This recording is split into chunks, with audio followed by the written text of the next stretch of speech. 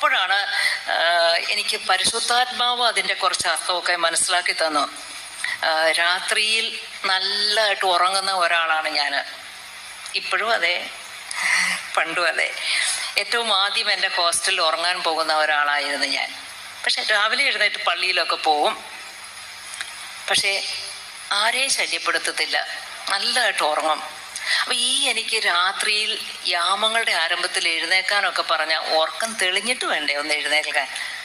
അതുകൊണ്ട് ഞാൻ ഇങ്ങനെ പ്രാർത്ഥിച്ചു, പരിശുദ്ധാത്മാവേ, ഈ യാമങ്ങളുടെ ആരംഭം എപ്പോഴായാലും വേണ്ടില്ല, അങ്ങ് വിളിച്ചെഴുന്നേൽപ്പിക്കുക.